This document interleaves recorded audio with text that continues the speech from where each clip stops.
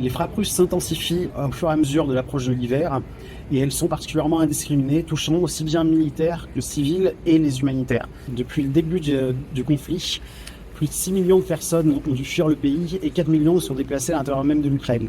Au-delà des besoins humanitaires directs que cela entraîne, le conflit a également un fort impact sur l'économie du pays, avec une forte inflation et des millions de personnes se retrouvant au chômage et perdant toute ressource. L'impact de l'hiver et des températures très basses auxquelles nous nous attendons va être largement augmenté par la campagne de ciblage délibéré des infrastructures énergétiques par les forces russes, ce qui constitue une violation du droit international humanitaire. Actuellement, on estime que plus de 50% de la capacité électrique du pays a été détruite et l'opérateur énergétique ukrainien s'attend à des coupures de courant pouvant aller jusqu'à 20 heures par jour.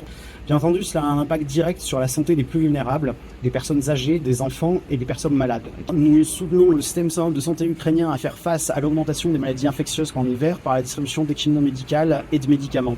Nous allons également aider les déplacés par des distributions de repas chauds au plus près de la ligne de front. ACF apporte également une aide en santé mentale. Le plus grand obstacle auquel nous sommes face reste la baisse des financements humanitaires qui va sans doute s'accentuer en 2025, notamment depuis le résultat des élections américaines. En 2024, il est estimé que 3 milliards d'euros étaient nécessaires à répondre à la crise et seuls 57% ont été financés. Il est à craindre que 2025 soit encore bien pire.